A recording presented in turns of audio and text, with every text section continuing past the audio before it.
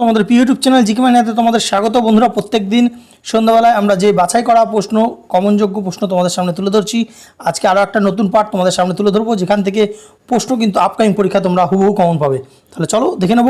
প্রথম যে প্রশ্নটা দেখতে পাচ্ছ, যে ভারতীয় জাতীয় কংগ্রেস কোন অধিবেশনে প্রথম জনগণমন এটা গাওয়া হয়েছিল? এটা কিন্তু প্রথম হবে, ঠিক আছে? তো প্রথম গাওয়া হয়েছিল কবে, কোন অধিবেশনে? লাহোর, পুনে, সুরাট না কলকাতা? তো উত্তর কী হবে? উত্তর হবে অপশন ডি, কলকাতা। কলকাতা অধিবেশনে কিন্তু প্রথম 1911 সালে হয়েছিল। বউবাজারে, কলকাতার বউবাজারে এই অধিবেশন হয়েছিল 1911 সালে। এবং এই জনগণমন এটা কম্পোজ করেছে কে? রবীন্দ্রনাথ ঠাকুর, ঠিক আছে? তো মাথা রাখবে। আচ্ছা চলো নেক্সট দেখে নেব, যে কে স্বরাজ্য দলের প্রথম সভাপতি ছিলেন? মতিলাল নেহরু, সিআর দাস, রাজেন্দ্র প্রসাদ না রাজা গোপাল আচারী? তো উত্তর কী হবে? উত্তর হবে অপশন বি, অর্থাৎ সিআর দাস বা চিত্তরঞ্জন দাস। তিনি কিন্তু স্বরাজ্য দলের প্রথম সভাপতি ছিলেন।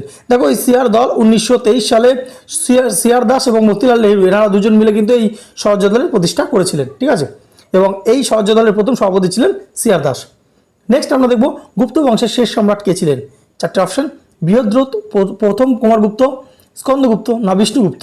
তো উত্তর কী হবে? উত্তর হবে অপশন ডি, বিষ্ণুগুপ্ত। তো গুপ্ত বংশের যে শেষ সম্রাট ছিলেন তার নাম হচ্ছে বিষ্ণুগুপ্ত। নেক্সট, ভারতের একমাত্র সক্রিয় আগ্নেয়গিরি এটা কোথায় দেখা যায়?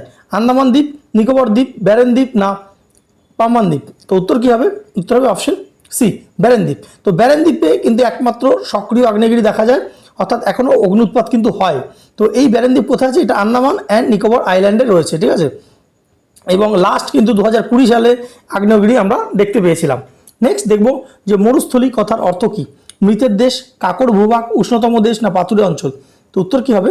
উত্তর হবে অপশন এ, মৃতদেশ। তো মরুস্থলী কথার অর্থ হচ্ছে মৃতের দেশ। তো রাজস্থানে আমাদের যে থর মরুভূমি আছে, সেখানে কিন্তু এই যে মরুস্থলীটা রয়েছে এবং ওটাকে কিন্তু মৃতের দেশও বলা হয়ে থাকে। নেক্সট, দক্ষিণ ভারতের গঙ্গা কাকে বলা হয়? কৃষ্ণা, নর্মদা, লুনি না গোদাবরী? তো উত্তর কী হবে? উত্তর হবে অপশন ডি, গোদাবরী নদীকে কিন্তু দক্ষিণ ভারতের গঙ্গা বলা হয়। বহুবার প্রশ্নটা রিপিট হয়। নেক্সট, 1955 সালে যে সরকারি ভাষা কমিশন হয়েছিল কার নেতৃত্বে গঠিত হয়? বিডি জাতি, busy Khade, M K Ramaswamy না বিডি নিয়োগী? উত্তর কী হবে? উত্তর হবে অপশন বি, বিজি খাড়ে। তিনি কিন্তু তার নেতৃত্বে এই প্রথম 1955 সালে ভাষা কমিশন গঠন হয়েছিল। নেক্সট, উপরাষ্ট্রপতির কার্যকালের মেয়াদ কত? 2 বছর, 4 বছর, 5 বছর না 6 বছর? তো উত্তর কী হবে? উত্তর হবে অপশন সি, 5 বছর। তো উপরাষ্ট্রপতির কিন্তু কার্যকালের মেয়াদ 5 বছর থাকে, কিন্তু বর্তমানে তোমরা জানো 5 বছরের আগেই কিন্তু ভারতবর্ষের যে উপরাষ্ট্রপতি ছিলেন জগদীপ ধনখড়, তিনি কিন্তু যে রেজিগনেশন দিয়ে দিয়েছেন, ঠিক আছে, পদত্যাগ করেছেন। এবং এখন বর্তমানে কিন্তু উপরাষ্ট্রপতির যে পদ ভ্যাকেন্ট আছে, খুব শীঘ্রই কিন্তু সেটা পূরণ হয়ে যাবে। নেক্সট দেখতে পাচ্ছ, যে রাজ্যের যে বিশ্ববিদ্যালয়গুলির আচার্য কে হয়ে থাকে? মুখ্যমন্ত্রী, প্রধানমন্ত্রী, রাষ্ট্রপতি না রাজ্যপাল? উত্তর কী হবে? উত্তর হবে অপশন ডি, রাজ্যপাল। দেখো, যে কোনো রাজ্যের যে বিশ্ববিদ্যালয়গুলো থাকে না, তার যে আচার্য বা ভাইস চ্যান্সেলর হয়, সেটা কিন্তু সেখানকার রাজ্যপাল হয়ে থাকে। যদিও কিছু কিছু ক্ষেত্রে কিন্তু একটু যে এক্সেপশন আছে, যেমন আমাদের রবীন্দ্র ভারতী যে আমাদের যে বিশ্বভারতী রয়েছে, যেটা বীরভূমে রয়েছে, সেই বিশ্বভারতীর আচার্য কিন্তু আমাদের প্রাইম মিনিস্টার, মাথা রাখবে, ঠিক আছে? তো নেক্সট, বিপিএল এর মানে কি? দারিদ্র সীমার নিচে, সরকারি মামলার পিছনে, ব্যক্তিগত সীমার বাইরে না অনুর্বর সরকারি জমি? উত্তর কী হবে? উত্তর হবে অপশন এ, দারিদ্র সীমার নিচে, অর্থাৎ বিপিএল, অর্থাৎ বিলো পভার্টি লাইন, ঠিক আছে? বিলো পভার্টি লাইন, অর্থাৎ দারিদ্র সীমার যারা নিচে রয়েছে তাদের বিপিএল বলা হয়, ঠিক আছে? তো নেক্সট দেখব, সবুজ বিপ্লব, এই সবুজ বিপ্লব বা গ্রিন রেভলিউশন এই শব্দটি কে চালু করেছিলেন? Doctor William Gaud, Norman Borlaug, M S Swaminathan না আইয়ার? উত্তর কী হবে? উত্তর হবে option A, doctor William Gaud. তিনি কিন্তু এই যে গ্রিন রেভলিউশন এই শব্দটা কিন্তু তিনি চালু করেছিলেন। এবং সারা বিশ্বে যদি বলে যে গ্রিন রেভলিউশনকে কাকে ফাদার অফ গ্রিন রেভলিউশন বলা হয়, সেটা কিন্তু নরমান বোরলগকে বলা হয়। আর যদি বলে ভারতে গ্রিন বিপ্লব বা গ্রিন রেভলিউশন বা সবুজ বিপ্লবের জনক কাকে বলা হয়, সেটা বলা হয় এম এস স্বামীনাথনকে। তাহলে এখান থেকে 3টে প্রশ্ন পেলাম, যে গ্রিন রেভলিউশন বা সবুজ বিপ্লব কথাটি কে চালু করেছেন? সেটা হচ্ছে উইলিয়াম গৌডে বা গান্ডে। আচ্ছা, সবুজ বিপ্লবের জনক কাকে বলা হয়? সেটা হচ্ছে নরমান বোরলাগ। আর ভারতের সবুজ বিপ্লবের জনক বলা হয় ডক্টর এম এস স্বামীনাথনকে। নেক্সট 12 নম্বর প্রশ্ন, যে অমর্ত্য সেনের মতে ভারতের জন্মহার কমানোর মূল উপায় কি? 4টে অপশন: নারী শিক্ষার উন্নয়ন, মৃত্যুর হার কমানো, মাথাপিছু আয় বাড়ানো না উৎপাদনের হার বাড়ানো? তো উত্তর কী হবে?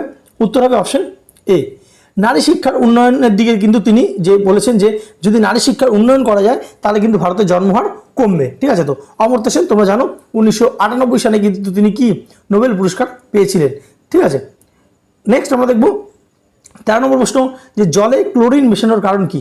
জল পরিশ্রুত করা, পরিষ্কার করা, জীবাণু নাশ করা, না কোনোটিই না? উত্তর হবে অপশন সি, জলে যে জীবাণু থাকে সেই জীবাণু নাশ করার জন্য জলে ক্লোরিন মেশানো হয়। নেক্সট 14 নম্বর প্রশ্ন, যে সবচেয়ে হালকা ধাতু কোনটি? লিথিয়াম, ব্রোমিন, পারদ, না সোডিয়াম? তো উত্তর কি হবে? উত্তর হবে অপশন এ, লিথিয়াম। লিথিয়াম হচ্ছে সব থেকে হালকা ধাতু। ঠিক আছে, তোমরা দেখতে পাচ্ছ 15 নম্বর, যে বলছে এদের মধ্যে কোনটি দৈর্ঘ্যের একক নয়? আলোকবর্ষ, মাইক্রন, এইউ, না রেডিয়ান? তো উত্তর কি হবে? উত্তর হবে অপশন ডি, রেডিয়ান। রেডিয়ান কিন্তু দৈর্ঘ্যের একক নয়। ঠিক আছে, তো নেক্সট আমরা দেখব বনফুল। তো বাংলা বাঙালির গুরুত্বপূর্ণ প্রশ্ন, যে বনফুল কার ছদ্মনাম? অখিল নিয়োগী, বিমল ঘোষ, বলাই চাঁদ মুখোপাধ্যায়, না মনীষ ঘটক?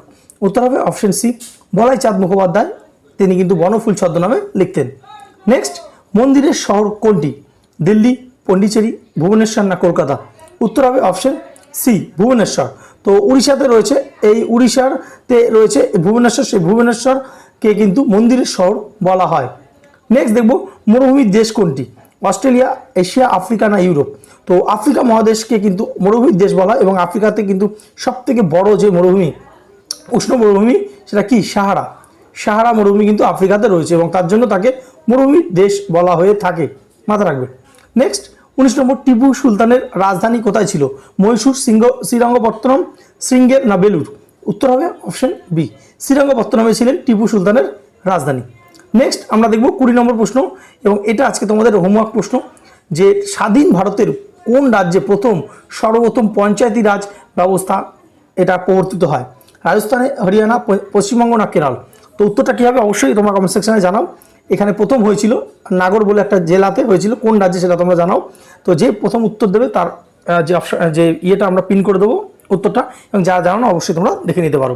তো ভিডিওটা ভালো লাগলে অবশ্যই করে, যারা নতুন এবং এই চাকরি পরীক্ষাগুলো তোমরা টার্গেট করছো, তো অবশ্যই আমাদের চ্যানেলটা সাবস্ক্রাইব করে নাও। ধন্যবাদ।